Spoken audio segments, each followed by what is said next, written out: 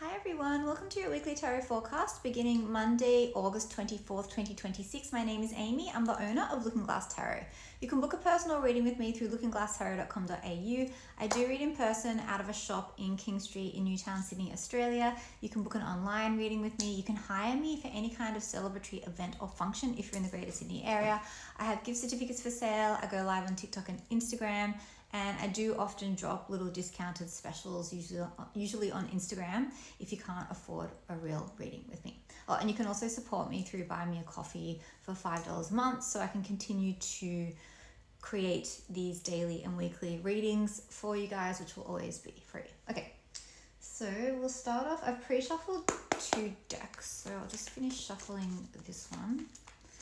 And we'll see what's going on. So this is the This Might Hurt deck by Isabella Rotman. All right, so cutting the deck into 3, now into 2. Okay, so the way that I read is the card at the bottom of the deck is always your theme. The 5 of Swords is your theme. Says that you could be feeling troubled. This is sort of how the week could progress.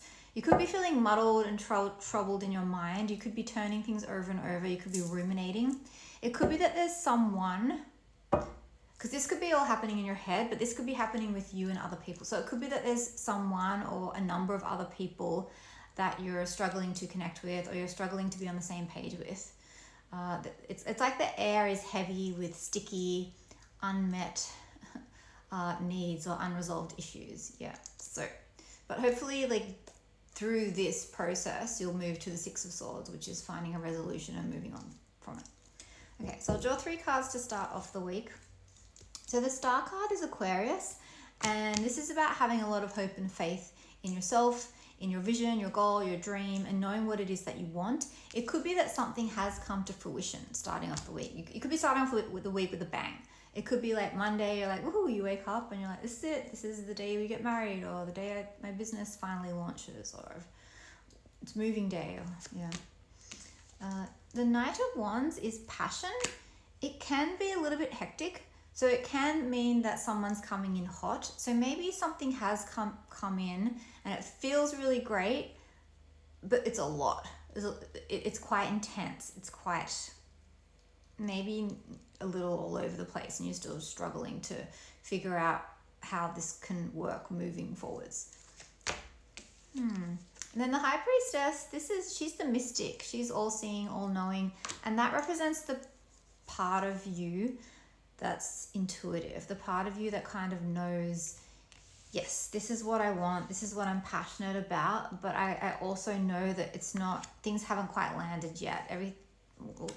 Something about this situation, this relationship, this job, this house move, this health thing, we haven't quite figured it out, but you're trusting yourself. It could be that you know that maybe everything seems fine, but there's some part of you that's we haven't quite figured out how to sort this whole situation out yet. Or it could be that something's come in and you're like, yes, this is it. This is what I've been working towards. This is what I've been manifesting. All right, as the week goes on, we've got the 7 of Pentacles. So this is a card of thoughtful reflection. It's reassessment and reevaluation. And it's saying that you're going to give yourself a little bit of space so that you can reflect on everything that is. Yeah. Take stock of how far you've come, think about where you're at, and even start to plan for what your next steps are. Okay. So the Devil represents Capricorn, and it could be a strong connection, so a strong tie that you have to someone. It could be a sense of obligation. It could be feeling trapped or stuck or held back. And this could be your thoughts are keeping you held back. It could be that you've got an addiction that you're grappling with. It could be a shopping addiction. I don't know. It could be addiction to a person. It could be obsession.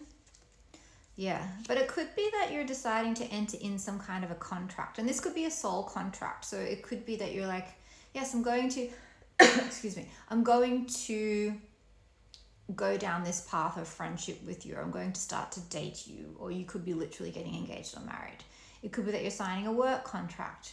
It could be that you're deciding to have children. It could be that you're separating from someone.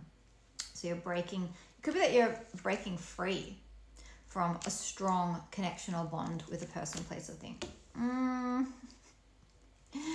You got the Seven of Swords. Oh my gosh. Okay, so you got 2 sevens, and sevens, I'll talk a bit about 7 energy. 7, 7.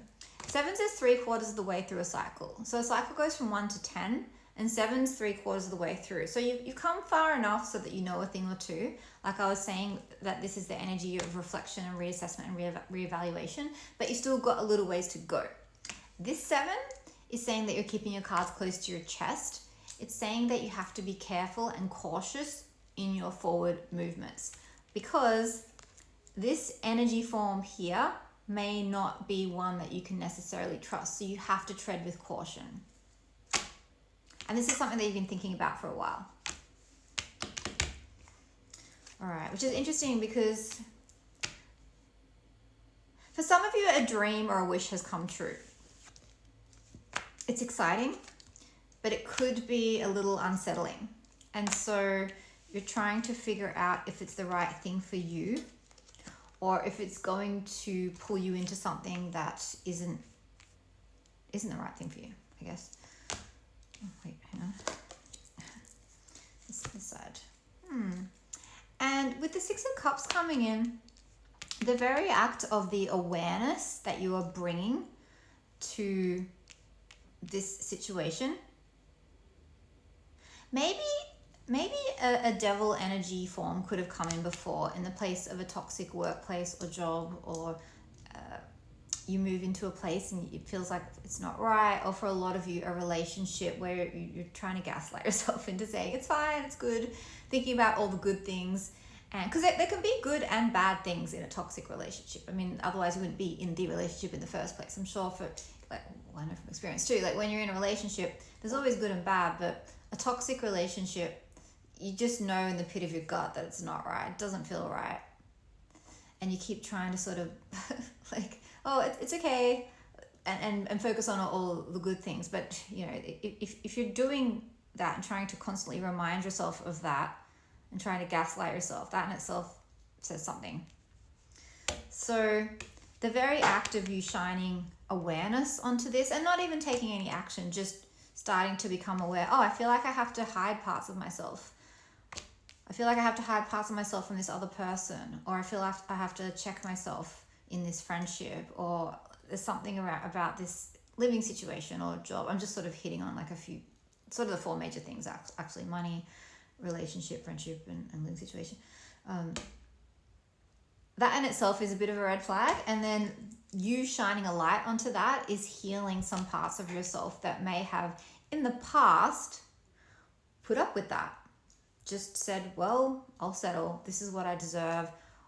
And stayed out of fear of being alone or taking a chance on it and something else. Or like, what happens if I don't have this job? What happens if I don't have this relationship? What happens if I leave this house? Like fear of the unknown, of I'm going to be homeless or lonely or in like an even worse place.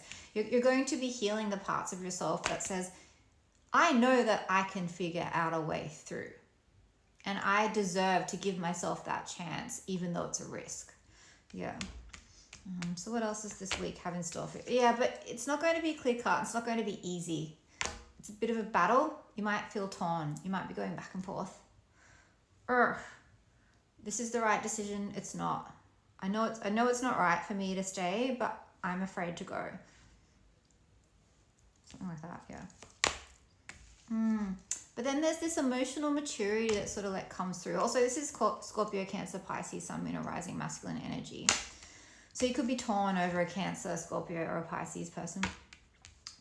But it's like you emotionally up level just through the very act, like I said, of being present with yourself. Because this really isn't okay. There is some situations where the devil, it all depends on context.